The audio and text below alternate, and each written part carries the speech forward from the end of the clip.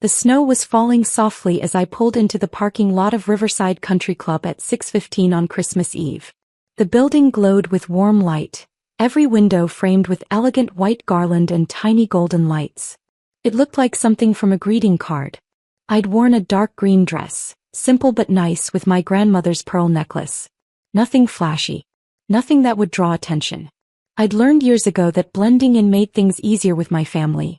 The Valley Station was busy, luxury cars pulling up one after another. BMWs, Mercedes, even a Bentley. I drove past them to the self-park area and found a spot near the back. My 4-year-old Subaru looked out of place, but I was used to that. As I approached the main entrance, I could see my family gathered near the doors. My father stood at the center in his tailored suit, my mother beside him in a red cocktail dress that probably cost more than my monthly rent. My older brother Derek and his wife Cynthia were there too, both looking polished and expensive. "Emma," my father said as I reached the steps. His tone wasn't warm. "Hi, Dad. Merry Christmas." "Emma, there's been a change of plans." I stopped walking. "What kind of change?" "Tonight's dinner is members only," he said, crossing his arms. "Club policy. Very strict about it, especially on holidays." "But I'm family." I thought. "You're family, but you're not a member," my mother interrupted. Her smile was sharp. "The club has standards, dear. You understand." Derek stepped forward. "Come on, Emma. Don't make this difficult. You had to know this might happen. We told you weeks ago that we were upgrading our membership status here. Platinum level. Very exclusive. You told me you were having Christmas dinner here and I should come," I said quietly. "You didn't mention anything about members only." "Well, circumstances change," Cynthia said, examining her manicured nails. "Platinum members get priority access during peak times. The club can't have non-members cluttering up the dining room. It affects the atmosphere." "Cluttering up," I repeated. "You know what she means," Mom said. "It's about maintaining a certain level of quality. Ambience. People expect that when they pay premium membership fees." "I see." Dad's expression softened slightly, which somehow made it worse. "Look, Emma, we're not trying to be cruel. It's just reality.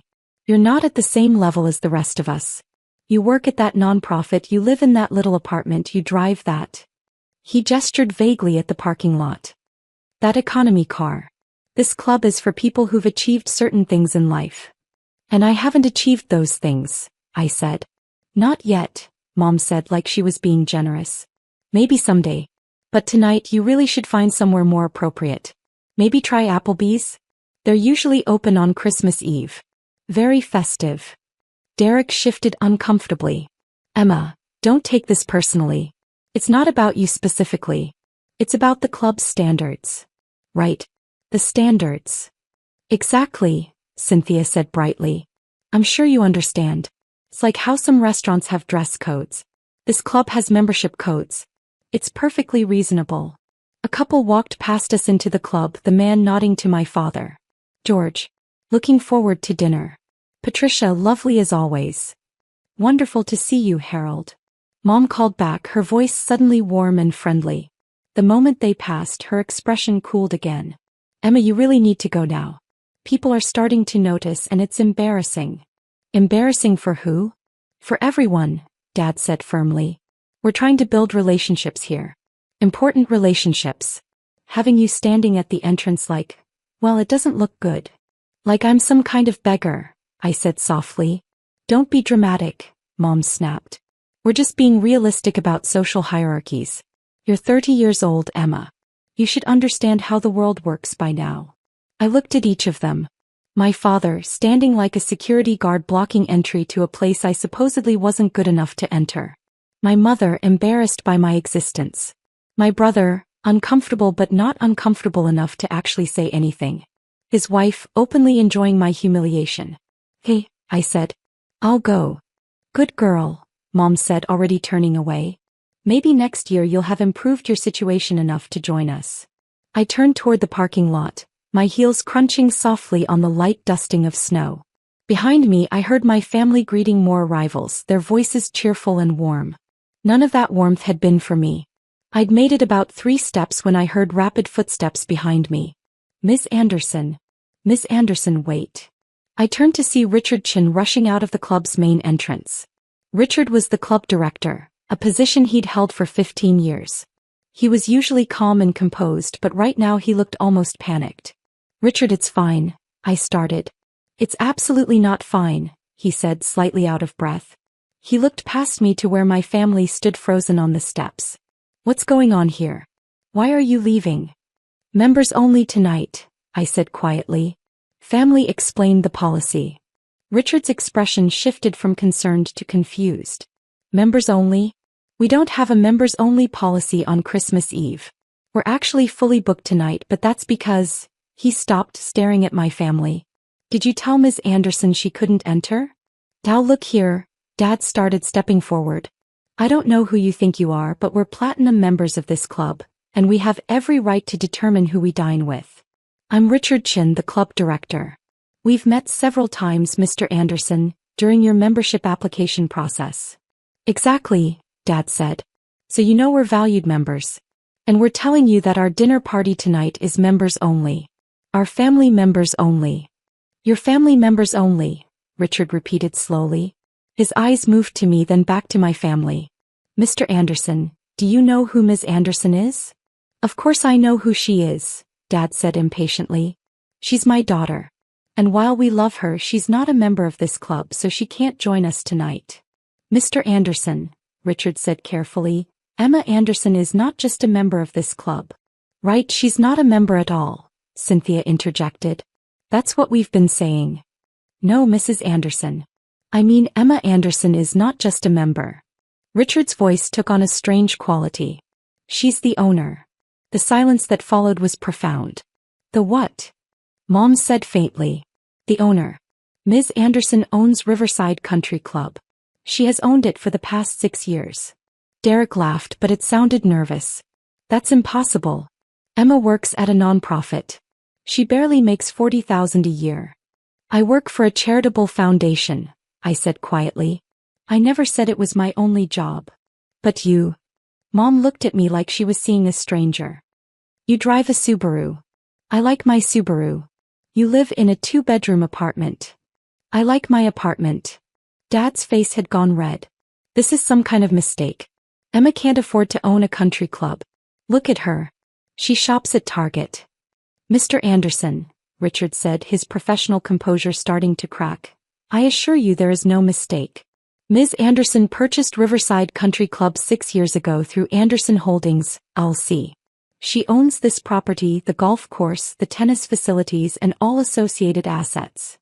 A woman in an elegant pantsuit emerged from the entrance. Her name tag identified her as Sharon Mitchell, assistant director. "Richard, is everything all right? Several members are asking about the commotion." "Sharon, could you please confirm Ms. Anderson's ownership status for her family?" Sharon looked confused, then saw me standing there in the snow. "Ms. Anderson, I didn't realize you were here." "Of course." He turned to my family. "Emma Anderson is the sole owner of Riverside Country Club. She's also been incredibly gracious about maintaining our traditions and staff. We're lucky to have her." "This doesn't make any sense," Cynthia said, her voice rising. "How could Emma possibly afford to buy a country club?" "The same way I afford everything else," I said. "I work for it." "You said you work at a nonprofit." "I do. The Anderson Foundation, which I founded 8 years ago after I sold my software company." Derek's mouth opened and closed. "You sold a software company?" "I started it when I was 22. Sold it when I was 26 for $43 million. I used part of the money to start the foundation and I invested the rest in various properties including this club." $43 million, Mom repeated numbly. "That was the initial sale price. With the equity options and performance bonuses, it ended up being closer to $60 million. But I try not to be too specific about finances. It seems tacky." Dad sat down heavily on the steps. "You've had $60 million for 6 years and you never told us? You never asked. You just assumed I was poor because I didn't perform wealth the way you wanted me to." "But why?" Mom demanded. "Why would you live like that if you have money?" "Because I like my life. I like my apartment. I like my car. I like working at the foundation and actually helping people instead of just talking about wealth and status at country club dinners." Richard cleared his throat. Ms. Anderson, I apologize profusely for this situation. If I had known your family was turning you away, I would have intervened immediately. It's all right, Richard. You didn't know. It's not all right, he said firmly. He turned to my father.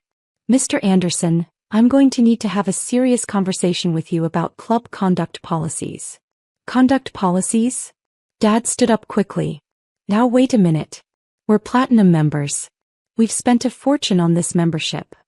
You've spent $12,000 on your membership, Richard corrected, which is our standard platinum rate. However, that membership comes with certain behavioral expectations, including treating all members and guests with respect. We weren't disrespecting anyone. Cynthia protested. We were just explaining the reality of the situation. The reality, Sharon said coldly, is that you were preventing the club's owner from entering her own property on Christmas Eve. A man in a dark suit joined the growing group near the entrance. His badge read, Thomas Warren, Head of Security. Richard, we have a situation developing. Multiple members are gathering in the lobby wanting to know what's happening. Some are concerned about a disturbance. There's no disturbance, Dad said quickly.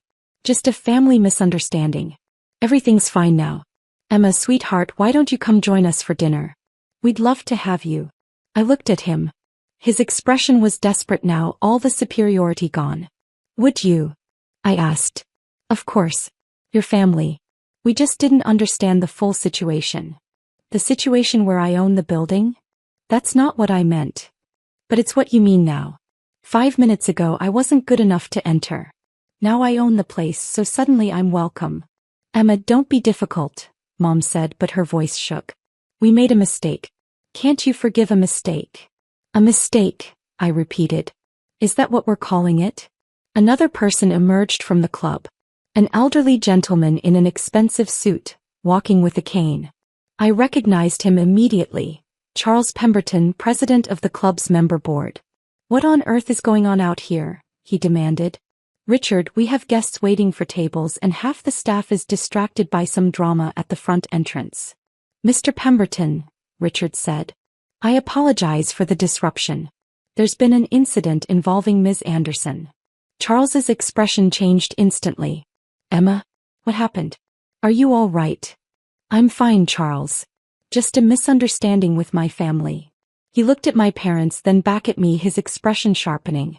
What kind of misunderstanding?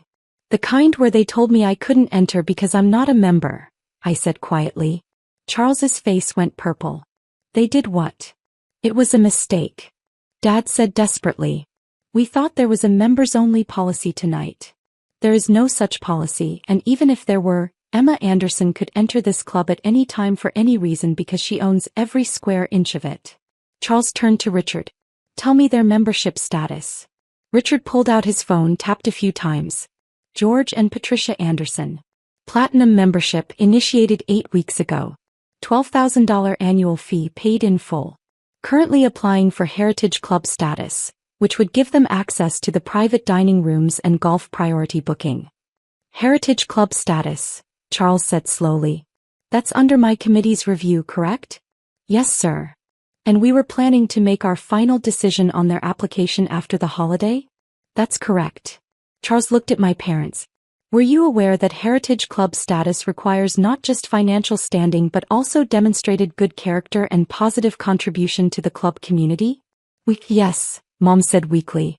And you thought turning away the club owner from her own property on Christmas Eve demonstrated good character? We didn't know she was the owner. Cynthia burst out. She never told us. She let us think she was poor. I never said I was poor, I corrected. You assumed it because I didn't buy expensive cars or designer clothes. I didn't correct you because it didn't matter to me what you thought. Didn't matter? Mom's voice cracked. Emma, we're your family. Are you? Because family doesn't usually suggest I eat at Applebee's while they dine at a country club. Derek stepped forward. Emma, come on. This has gone far enough. Yes, we were wrong. We admit it. Can't we just go inside and have a nice dinner and work this out? Work it out, I said. You mean pretend the last 6 years didn't happen? Pretend you haven't spent every family gathering making comments about my little apartment, and starter car, and entry-level job? Pretend you didn't just try to ban me from a building I own. We didn't know you owned it. That's the point, Derek. You didn't know, but you still treated me like I was beneath you. The only thing that's changed is that now you know I have money. I'm the same person I was 10 minutes ago. But 10 minutes ago, I wasn't good enough for your platinum members' dinner party. A younger woman appeared, wearing the club's staff uniform. Mr. Chin, I'm sorry to interrupt, but we have guests asking about Ms. Anderson. The Robertson family would like to say hello, and the Martinez group is requesting a photo with her. Photo? Dad said blankly. The staff member looked confused. Ms. Anderson is quite popular with our members. She attends several events throughout the year, and she's personally funded 3 scholarship programs for local students. Many members consider her a friend. You come here regularly? Mom asked me. Every few weeks. I like to check on operations and attend community events. But we've been members for 2 months. Why haven't we seen you? You have, I said. 3 times. Once in the parking lot when you drove past me without acknowledging me. Once in the lobby when you were showing off for your friends and pretended not to notice me. And once on the patio when you made a joke to someone about how even the staff dressed better than some people's families. Mom's face went white. That was about you? I was sitting 2 tables away. Richard's expression had gone from professional concern to cold anger. Ms. Anderson, I apologize that you experienced that treatment at your own club. That's unacceptable. It's fine, Richard. It's not fine. He turned to Thomas. I want a full review of the Anderson family's interactions with staff and other members. Tonight. Immediately, sir, Thomas said, pulling out a radio. Tao, hold on, Dad protested.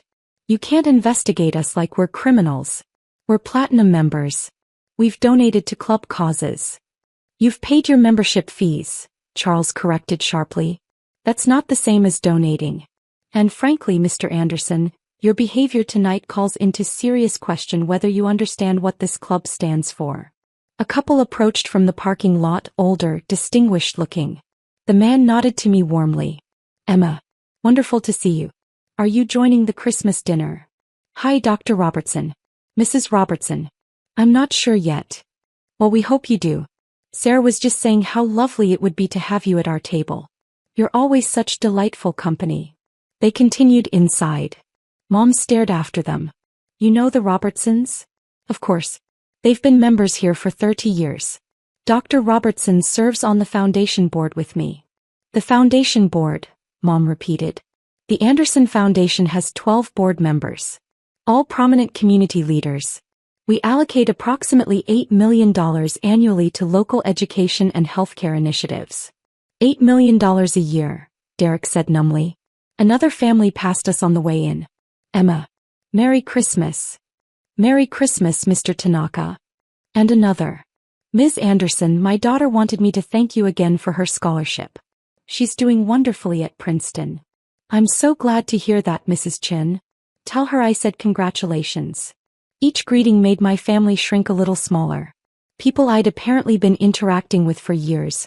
Relationships they'd never known about because they'd never bothered to ask about my life. Sharon's radio crackled. She listened, then looked at Richard. Sir, we have a situation in the dining room.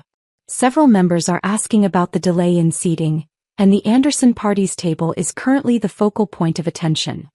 The focal point? Cynthia said nervously. The Robertson family has been asking other members if they knew about the incident at the entrance, Sharon explained. It's creating significant conversation. Charles made a disgusted sound. Of course it is. Emma, I'm deeply sorry about this. This club is supposed to be a place of community and respect. It usually is, I said. Tonight was just unusual. Unusual, he repeated. That's generous of you. Mr. and Mrs. Anderson, I think you should know that your behavior tonight will be discussed at the next Heritage Club committee meeting. Discussed how? Dad asked, fear creeping into his voice. Discussed in terms of whether individuals who treat the club owner with such disrespect are suitable for elevated membership status. Or any membership status at all. Mom gasped. You can't revoke our membership. We've paid for the full year. We can absolutely revoke membership for conduct violations, Charles said. It's in the contract you signed. Section 12, paragraph 3. Richard was typing on his phone. I'm pulling up their file now. I'm also seeing several incident reports from staff members. Incident reports? Derek said. 3 separate complaints from servers about dismissive treatment. 2 complaints from the valet staff about verbal rudeness. 1 complaint from the golf course superintendent about damage to the green that was never reported or paid for. That was an accident, Cynthia said. Accidents that aren't reported become patterns of disrespect, Richard said coldly. And now we add attempting to bar the owner from her own property. Ms. Anderson, what would you like us to do? All eyes turned to me. My family looked terrified. The staff looked angry on my behalf. Charles looked like he wanted to throw my parents out personally. I'd like, I said slowly, to have Christmas dinner. Of course, Richard said immediately. Your usual table? Actually, I saw that Dr. and Mrs. Robertson invited me to their table. I think I'll join them if that's all right. I'm sure they'd be delighted. And the Anderson party? Sharon asked, glancing at my family. I looked at my parents, my brother, his wife. All of them standing in the snow, their expensive clothes and jewelry suddenly seeming costume-like and fake. The Anderson party is welcome to stay for their dinner, I said. At their reserved table. Dad sagged with relief. Thank you, Emma. Thank you so much. We'll never. However, I continued, their membership status is under review pending the Heritage Club Committee's investigation into tonight's incident. Richard, please make a note that any future complaints about the Anderson family should be reported directly to me. Understood. And Charles, at the next board meeting, I'd like to propose a new club policy. Any member who demonstrates discriminatory behavior toward other members or guests based on perceived economic status should face immediate membership suspension. I'll add it to the agenda personally, Charles said with grim satisfaction. One more thing, I said. The Anderson party's application for Heritage Club status is denied. Permanently. Emma, please, Mom said, tears starting to form. We made a mistake. Don't punish us forever for one mistake. Heritage Club status isn't a punishment to deny. It's an honor to grant. And you haven't earned it. But everyone we know is Heritage Club level. Cynthia protested. How will it look if we're rejected? It will look like you faced consequences for your behavior. I imagine it will be very embarrassing for you. I paused. Maybe you could try Applebee's? Mom made a small wounded sound. Thomas spoke into his radio, listened, then looked at Richard. Sir, we have multiple members asking to speak with Ms. Anderson. The Martinez family, the Patel family, the Johnsons. Tell them I'll be in shortly, I said. I just need to finish up here. Ms. Anderson, Sharon said hesitantly, about the Anderson party's table. It's currently positioned in the main dining room with good visibility. Given the circumstances, should we relocate them somewhere more discreet? I considered this. My family waited, hardly breathing. No, I said finally. Leave them at their original table. Let them eat their Christmas dinner in full view of everyone. Emma, please don't do this, Derek said quietly. People will ask questions. They'll want to know why we're not sitting with you. Yes, they will. And what will you tell them? He had no answer. You'll tell them the truth. That you tried to turn away your own sister from a country club she owns because you thought she wasn't good enough. And then you'll sit there and eat your dinner and think about what kind of people that makes you. That's cruel, Cynthia whispered. Is it? Or is it just the natural consequence of your own behavior? Another group approached from the parking lot. A young couple with 2 small children. Miss Anderson. Merry Christmas. Merry Christmas, Taylor, Josh. Hi, Emma. Hi, Lily. I waved at the kids, who beamed at me. The kids wanted to thank you again for the playground donation, Taylor said. It's been such a joy for the whole community. I'm so glad. Have a wonderful dinner tonight. They went inside, the children chattering excitedly about Santa Claus. Dad watched them go, then looked at me like he was seeing me for the first time. A playground donation? He asked weakly. The elementary school needed new equipment. The foundation covered it. $400,000. $400,000 for a playground? It's a very nice playground. Safe, accessible, educational. Everything children deserve. Mom's voice was small. Why didn't you tell us you were doing things like that? You never asked what I did with my time. You just assumed I wasn't doing anything important because I wasn't buying luxury cars or designer purses. Richard's phone buzzed. He looked at it, then at me. Ms. Anderson, the Robertson table is asking when you'll be joining them. Should I tell them you'll be delayed? No, I'm ready now. I started toward the entrance, then paused. Oh, one more thing. Richard, what's the status of the Anderson Party's bar tab? They have a platinum membership, so they currently receive a 25% discount on all food and beverages. Please remove that discount effective immediately. Standard pricing only. Emma. Dad protested. Platinum members receive discounts based on their standing in the club community, I said. I don't think your standing is particularly high right now, do you? I walked toward the entrance. Richard and Sharon fell into step beside me and Charles followed. Thomas remained with my family, presumably to escort them to their table. As we entered the warm, beautifully decorated lobby, I could see members milling around, clearly aware that something significant had happened outside. Several people waved to me. A few called out greetings. Ms. Anderson, Richard said quietly as we walked, I need to ask. How would you like us to handle this going forward?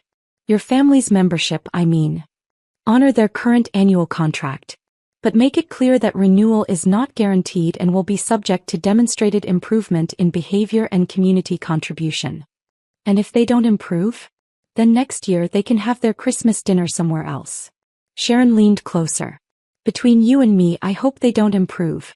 Watching them have to explain to their friends why their membership wasn't renewed would be enormously satisfying. I smiled despite myself. That's unprofessional, Sharon. Yes, ma'am. But still true. We reached the entrance to the main dining room. Through the doorway, I could see the Robertson table waving at me, welcoming.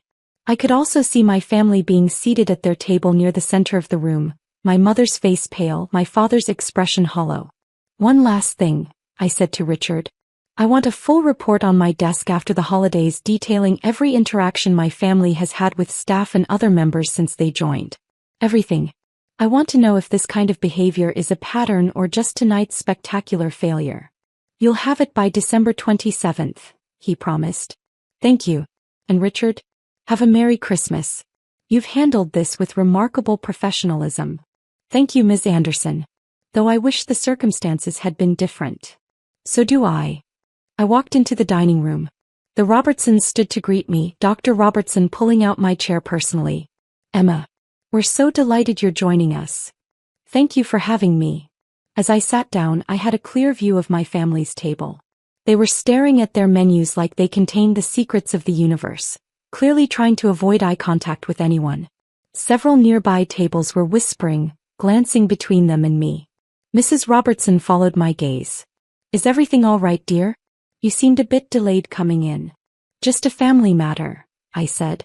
Nothing serious. Family, she said knowingly. Sometimes they're the most complicated relationships we have. Sometimes, I agreed. A server appeared with champagne. Compliments of the house, Ms. Anderson. The chef wanted to wish you a Merry Christmas. Please give him my thanks. Across the room I saw my mother watching this exchange, her face a mixture of confusion and misery. Dad was talking to a server, probably asking about prices now that they'd lost their discount. Derek sat with his arms crossed, while Cynthia kept glancing around nervously, aware of the attention they were receiving. Dr. Robertson raised his glass. A toast. To kindness, generosity, and the true spirit of the season. Hear, hear, several voices chorused. I raised my glass and smiled. And for the first time that evening the smile was genuine. The rest of the dinner passed pleasantly. The Robertsons were warm and funny, telling stories about their grandchildren and their recent trip to Italy. Other members stopped by to say hello, to thank me for various foundation initiatives, to wish me happy holidays. I felt surrounded by real community, real connection. My family, meanwhile, sat at their table eating in near silence. I watched them occasionally, not out of vindictiveness but out of a kind of sad curiosity. Had they always been like this? Had I just never noticed because I was too busy trying to meet their impossible standards? Around 9:30, as dessert was being served, Richard appeared at my table. He leaned down discreetly. Ms. Anderson, the Anderson party is requesting their check. They'd like to leave. Already? Dinner service usually runs until 11 on Christmas Eve. Yes. They seem uncomfortable. I imagine they are. I thought for a moment. Process their check at standard rates as discussed. And Richard? Make sure the itemized receipt shows the discount they would have received as platinum members, then shows it being removed. I want them to see exactly what their behavior cost them. A small smile played at Richard's lips. Understood. 10 minutes later, I saw my parents standing at their table, my father holding what looked like a bill, his face turning red as he read it. He said something sharp to the server, who remained professionally calm and pointed toward the exit. Toward Richard, who stood there with his tablet, presumably ready to explain the charges. I watched my father argue. Watched my mother try to pull him away. Watched Derek hand over a credit card with shaking hands.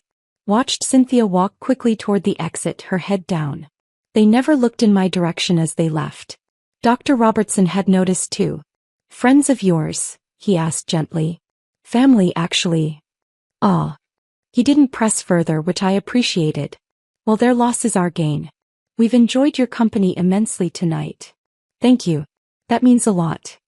Emma, Mrs. Robertson said, reaching across the table to pat my hand. Whatever happened tonight, I hope you know that the community here values you tremendously. Not because of your ownership of the club or your foundation work, though those are wonderful. We value you because you're kind, thoughtful, and genuine. Those qualities are far rarer than money. I felt my eyes prickle with unexpected tears. Thank you. Thank you. Merry Christmas, dear, she said warmly. Merry Christmas. I stayed until nearly 11, talking and laughing with the Robertsons and the other families who joined our table throughout the evening. People who knew me, really knew me, and valued me for who I was rather than what I had.